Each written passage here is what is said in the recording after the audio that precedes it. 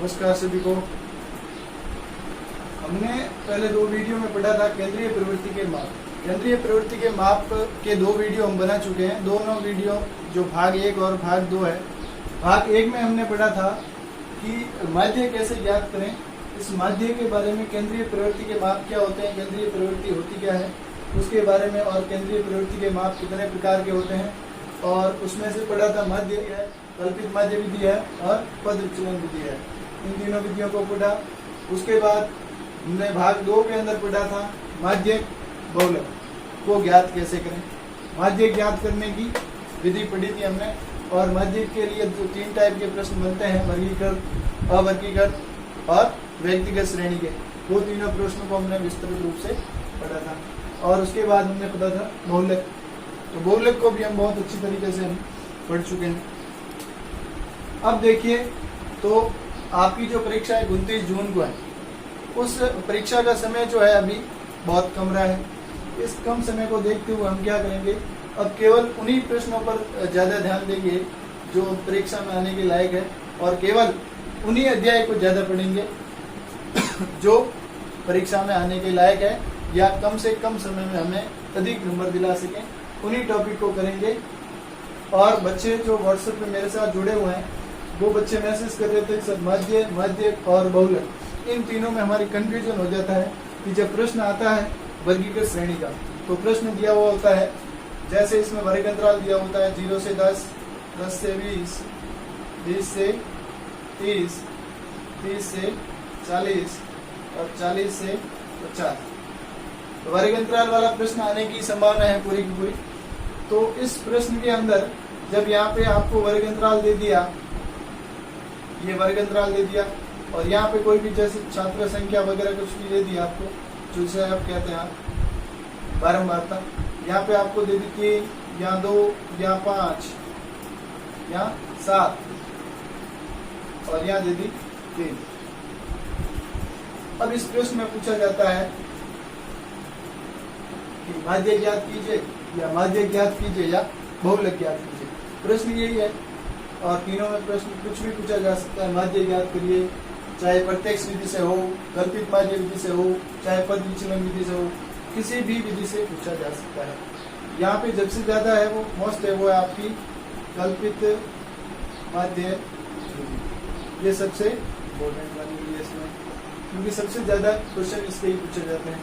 फिर है माध्य ज्ञात करना, और फिर बहुलक ज्ञात करना। तो मैं आपको सीधे सीधे कुछ याद कर, जैसे प्रश्न परीक्षा में आपको पूछा गया है माध्य ज्ञात करना। क्या ज्ञात करना है? माध्य। अब माध्य के अंदर कोई विधि नहीं लिखी हुई है, तो आप किसी भी विधि से कर सकते हैं। चाहे आप विचलन विधि, जिसे कल्पित माध्य विधि कहते हैं, उस विधि से भी कर सकते हैं, और प्रत्यक्ष विधि डायरेक्ट मेथड है, उससे भी आप सवाल को सॉल्व कर सकते हैं। तो देखिए, सबसे पहले अगर माध्य ज्ञात करने का सवाल है, तो आपको ध्यान रखना, वर्ग अंतराल में जो प्रश्न दिए होते हैं, उन प्रश्नों में आपको सबसे पहले क्या करना है, मध्य मान ज्ञात करना है। चाहे प्रत्यक्ष विधि हो, चाहे कल्पित माध्य विधि हो, चाहे पद विचलन विधि हो। इन माध्य ज्ञात करने के लिए कोई भी विधि पूछे, तो सबसे पहले आपका जो पहला काम है वो है मध्य मान ज्ञात करना। आपको मध्य मान ज्ञात करना, यानी कि जो वर्ग अंतराल है, और मध्य मान कैसे ज्ञात करते हैं हम? मध्य मान ज्ञात करते हैं, x ज्ञात करते हैं हम वर्ग अंतराल की निम्नतम सीमा और उच्चतम सीमा, इन दोनों को जोड़ के जब 2 का भाग लगाते हैं, तो वर्ग अंतराल का क्या आ जाता है? मध्य मान आ जाता है। जैसे 0 और 10 को जोड़ेंगे तो कितना आया? 10। 10 में 2 का भाग लगाएंगे तो यहाँ 5। इसी प्रकार इसका मध्य मान 15, 25, 35 और 45, ये हो गया मध्यमान। ये केवल माध्य के लिए। जब भी आपको माध्य पूछा जाता है, तो आपके दिमाग में सीधा आना चाहिए माध्य मतलब मध्यमान ज्ञात करना। सबसे पहला काम मध्यमान ज्ञात करना। अब बात करता हूँ, प्रश्न यही है और पूछा जाए माध्य ज्ञात करना, तो आपके दिमाग में सीधा दिमाग में आना चाहिए कि संचयी बारंबारता ज्ञात करना। संचयी बारंबारता याद करना, जिसे कहते हैं CF। तो देखिए, इसमें आपको मध्य मान बिल्कुल भी ज्ञात करने की आवश्यकता नहीं है। ये प्रश्न है आपके पास। अगर माध्य का हुआ है, माध्य क या माध्यिका कहते हैं इसे, माध्यिका भी कहा जाता है इसे। ये प्रश्न है और माध्यिका के लिए आपको सीधा क्या ज्ञात करना है, संचयी बारंबारता। तो माध्य पूछा जाए तो आपको क्या दिमाग में रखना है, CF ज्ञात करनी है। और इसी प्रश्न में अगर आपको बहुलक पूछा जाए, CF कैसे ज्ञात करते हैं, वो माध्य का पूरा हमने विस्तृत रूप से भाग 2 के अंदर पढ़ा हुआ है, आप वीडियो देख सकते हैं। अगर किसी ने नहीं देखे तो भाग 1 और भाग 2 आप पहले जरूर देखें, उसके बाद भाग 3 को देखोगे तो बहुत ज्यादा आपको समझ में आ जाएगा। उसके बाद बहुलक है। बहुलक के अंदर आपको क्या करना है, बड़ी संख्या देखनी, बड़ी संख्या या बड़ी बारंबारता। आपको कोई भी मान ज्ञात करने की आवश्यकता नहीं है, जैसे आपको सारणी दे रखी है उसमें से आपको बड़ी संख्या या बड़ी बारंबारता आपको देख लेना है। जैसे आपके पास प्रश्न यह है और पूछा जाए कि निम्न का आप क्या करिए, बहुलक ज्ञात कीजिए, तो आप बहुलक ज्ञात करने के लिए आपको सबसे पहले देखना है कि जो बारंबारता दे रखी है उसमें अधिकतम मान बड़ी संख्या या बड़ी बारंबारता कौन है, उसे आप क्या कर लेंगे, F1 नाम। ऐसे बहुत आसान सवाल है, आपको आता होगा, लेकिन परीक्षा के समय क्या है, बच्चे क्या है कंफ्यूज हो जाते हैं कि माध्य, माध्यक और बहुलक, वहां पे तीनों कई प्रश्न में दोनों पूछ लेते हैं। तो आपको सीधा ध्यान रखना है, जब भी बहुलक पूछे तो आप बड़ी संख्या, ब से बड़ी बारंबारता, उसको हम ना दे 1 नंबर F1। 1 से पहले क्या आता है, 0। 1 के बाद क्या आता है, 2। ये कर लिया F0, F1 और F2। अब सूत्र तो सभी को याद है, देखिए सूत्र सभी को याद होते हैं बच्चों को, लेकिन वहां पे कंफ्यूज हो जाते हैं कि F1 ज्ञात करना है, F0, CF ज्ञात करना है, मध्यमान ज्ञात करना है, वहां पे कंफ्यूज होता है। तो यहाँ तीनों का कंपैरिजन है। देखिए जब भी माध्य का पूछा जाए तो सर्वप्रथम आपको मध्यमान ज्ञात करना है। जब आपको माध्य पूछा जाए तो आपके दिमाग में सीधा आ जाना चाहिए माध्यक मतलब CF। माध्यक का अर्थ सीधा समझ लें आप, संचयी बारंबारता ज्ञात करना। और बहुलक का अर्थ आप सीधा दिमाग में अपने दिमाग में लगाएं कि ब से बहुलक और ब से बड़ी बारंबारता आपको चयन करनी है। जैसे आप चयन करोगे आपको F1 मिल जाएगा और उसे ही आप कहेंगे बहुलक वर्ग। इसे आप क्या नाम देंगे, बहुलक वर्ग। तो ये तो आपको सभी को आता होगा, लेकिन आपको बिल्कुल भी कंफ्यूज होने की आवश्यकता नहीं है। परीक्षा में ये 6 अंक का सवाल आता है। अगर 6 अंक का नहीं आता है तो 3+3 के 2 सवाल भी एक सवाल में पूछे जा सकते हैं, यानी कि माध्यक और बहुलक या बहुलक और माध्यक या माध्यक और माध्यक, कोई भी 2 साथ में दिए जा सकते हैं। उसके बाद बच्चे कह रहे थे कि सर एक दो क्वेश्चन है जो कुछ विशेष प्रकार के, वो प्रश्न मैंने करवाए नहीं थे, तो वो भी आज हम इस बार में करेंगे। वो 2 प्रश्न देखिए कौन कौन से हैं। जैसे एक सवाल है, तो ये है अपना प्रश्न। आज का हम प्रश्न देखेंगे। ये प्रश्न आपका अभी हमने पढ़ा था कि चाहे प्रश्न माध्यक का हो या माध्यिका का हो या माध्यक प्रश्न है, माध्य का प्रश्न आएगा तो हमारे दिमाग में अपने आप CF संचयी बारंबारता की बात जरूर हमारे दिमाग में आएगी। तो हम बात करते हैं यहाँ पे संचयी बारंबारता की, CF की। संचयी बारंबारता CF ज्ञात करेंगे। तो देखिए CF क्या होती है, हमने पिछले वीडियो में पढ़ा था। CF क्या होती है, तिरछी जोड़ है। देखिए तिरछी कैसे, 10 का 10, फिर 10 में क्या जोड़ना है, F1। कहाँ लिखोगे, यहाँ 10 + F1 लिख दिया। उसके बाद 10 में क्या जोड़ना है, 25। तो यहाँ क्या लिखोगे, 10 में 25 जुड़ जाए, कितना हो जाएगा, 35 + F1। 35 में क्या जोड़ोगे, 30 जोड़ोगे, तो कितना आएगा, 65 + F1 आएगा। उसके बाद देखिए क्या जोड़ेंगे, F2। तो 65 में कुछ जुड़ेगा नहीं, F1 और F1 के साथ जुड़ जाएगा F2, जुड़ गया। उसके बाद इसमें क्या जोड़ेंगे, 10 जोड़ेंगे। 65 में 10 जुड़ के कितना हो गए, 75 प्लस F1 प्लस F2। अब देखिए ये मान जो है बारंबारताओं का योग होता है, वो सदैव संचयी बारंबारता की अंतिम जो संख्या होती है उसके बराबर आना चाहिए। तो हम यहाँ से देखिए F1 और F2 का मान कैसे समीकरण में बनाते, देखिए जैसे यहाँ पे n का मान जो होता है तो किसके बराबर होगा, 75 plus F1 plus F2। n का मान प्रश्न में कितना दिया हुआ है, 100। 75 प्लस F1 प्लस F2। 75 को हम क्या कर लेते हैं, पक्षांतर में कर लेते हैं, तो ये इधर आ जाएगा तो 100 में से घटेगा तो कितना आ गया, F1 plus F2 is equal to 25 आ गया। ये हमारा समीकरण नंबर 1। अब समीकरण नंबर 1 हमारे पास आ गया है। अब हम माध्यक का सूत्र लिखते हैं।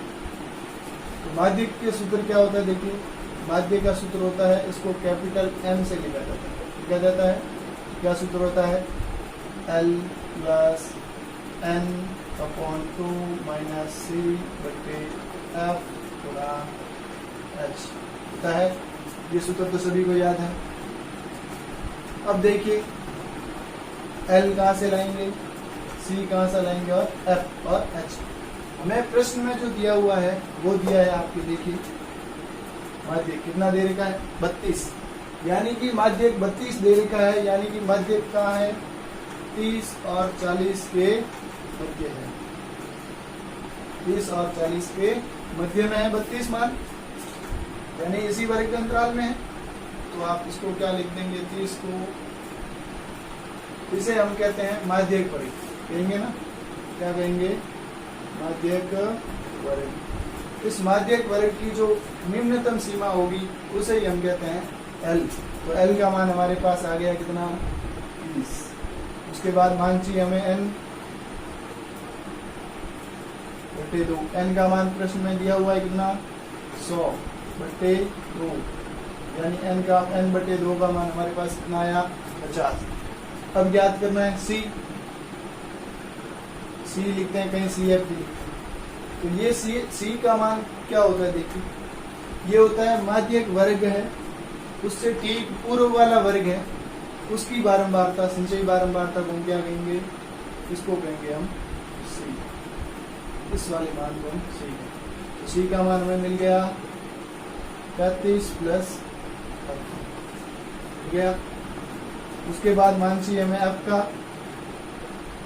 F का मान क्या होगा, देखिए F का मान होगा वो माध्यक वर्ग की जो बारंबारता है, इसे हम कहेंगे F। तो F का मान हमारे पास कितना आया, 30 आ गया। और फिर बच गया है कौन, H।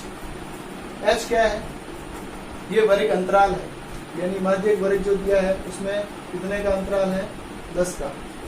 H बराबर कितना आ गया, 10 आ गया।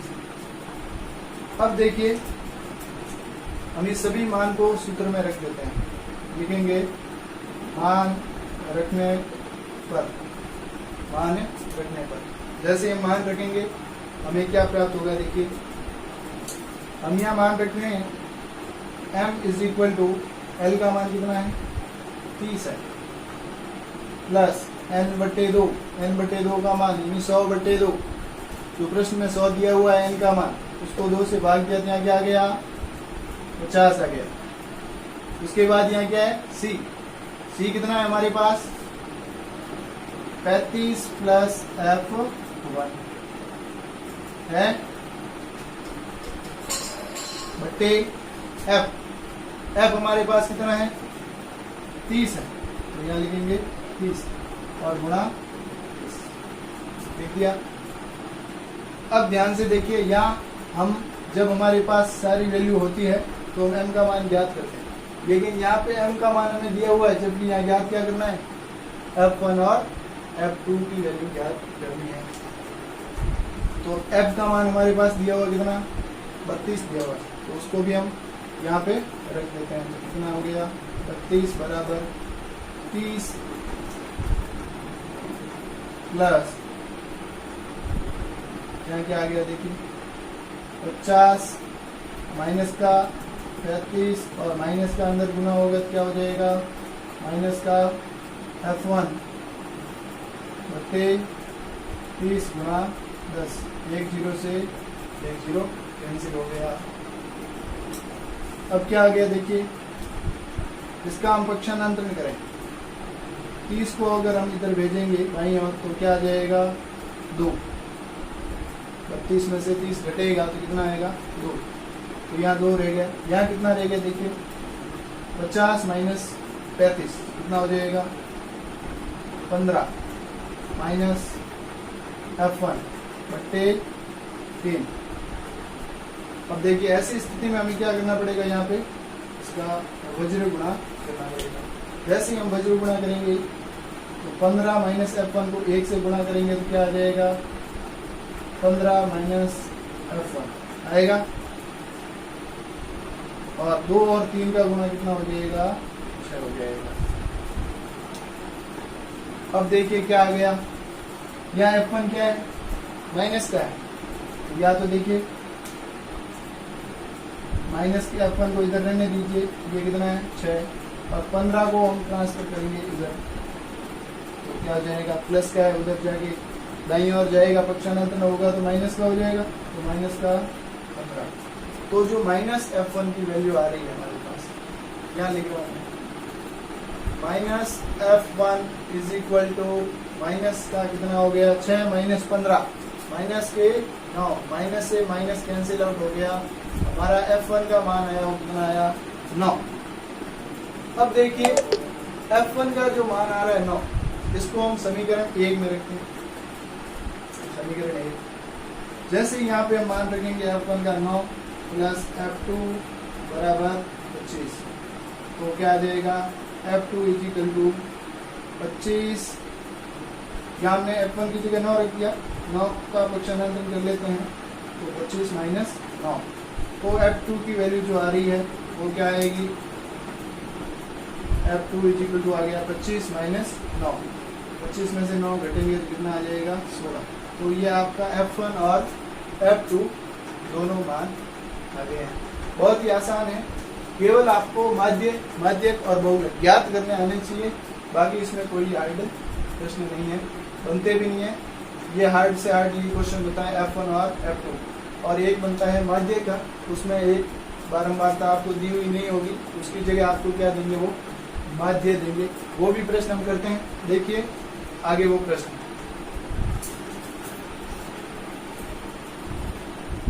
ये है आपका क्वेश्चन नंबर 2।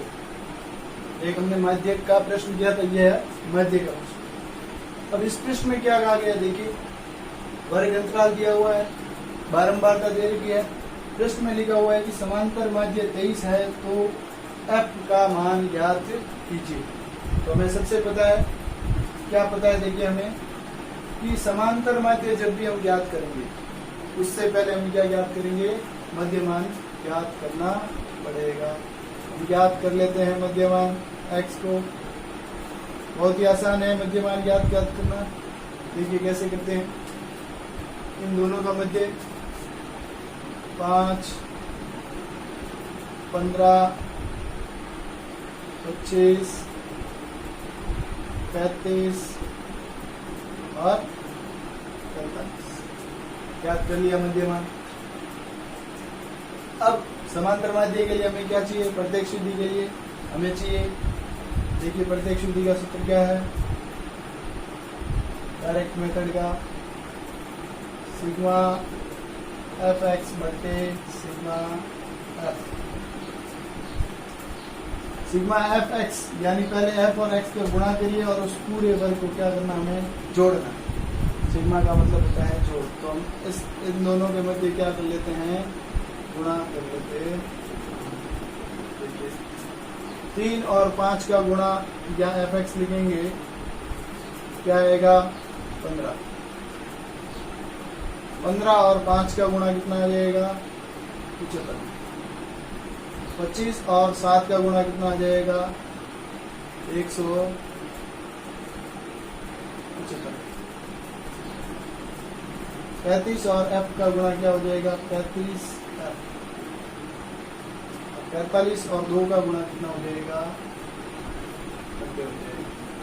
अब हमें क्या करना है, हमें करना है सिग्मा एफ एक्स जो हमने गुणा किया है उन सभी को क्या करना है, पदों को जोड़ना है। हम जोड़ेंगे तो क्या आएगा देखिए, इन सभी को हम जोड़ लेते हैं। 15, 75, 175 और 90 संख्याओं को जोड़ लेते हैं। 5, 5, 5, 15 का 5 हासिल 1, 2, 9, 9 और 7 हो गए 16, 16 और 9 हो गए 25, 25 का 5 हासिल 2, हासिल 2 कितना हो गया 355। 355 प्लस 35f, यानी कि संख्या को जोड़ा था हमने 15, 75, 175 और 90, इसकी जोड़ हो गई 355 और इसके साथ क्या जुड़ जाएगा 35f जुड़ जाएगा। ये आ गया हमारे पास सिग्मा एफ एक्स। अब क्या कर लेते हैं, यहाँ पे हम सिग्मा एफ इसकी जोड़ कर लेते हैं। 3 और 5 8, 15 और 2 17 प्लस एफ, ये जोड़ आ गई। अब हम सूत्र में मान रख लेते हैं, क्या था x bar is equal to sigma F X बटे सिग्मा एफ। x बार का मान यानी कि समांतर माध्य का मान हमारे पास कितना है 23 है, यहाँ लिख देंगे हम 23 बराबर सिग्मा एफ एक्स का मान कितना है 355 प्लस 35 एफ बटे सिग्मा एफ एक्स का मान कितना है 17 प्लस एफ। इसको हम कर लेते हैं वज्र गुणा कर लेते हैं। तो ये क्या आ गया देखिए 355 प्लस 35 एफ बराबर 355 प्लस 35 एफ को 1 से गुणा किया तो ये आ गया।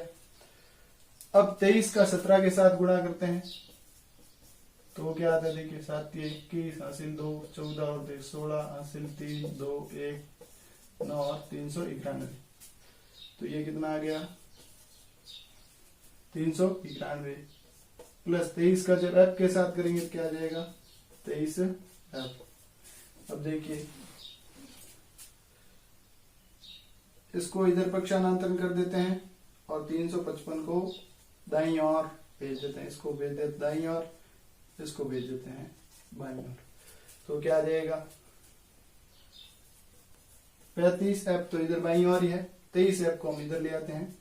23 एफ इज इक्वल टू यहाँ पे कितना है 391 में से बाईं ओर कितना 355, तो 355 को हम इधर भेज देते हैं। तो यहाँ कितना रह गया 12 एफ और यहाँ कितना रह गया 11 6 3 6 36 रह गया, यानी 12 एफ बराबर 36। तो एफ इज इक्वल टू क्या आ जाएगा 36 बटे 12, यानी कि 3 आ जाएगा। क्या आ जाएगा 3। तो यह है आपका प्रश्न। आशा करता हूं कि अब आपको कोई प्रॉब्लम नहीं आएगी और परीक्षा में आप ये प्रश्न जरूर सही करेंगे। धन्यवाद।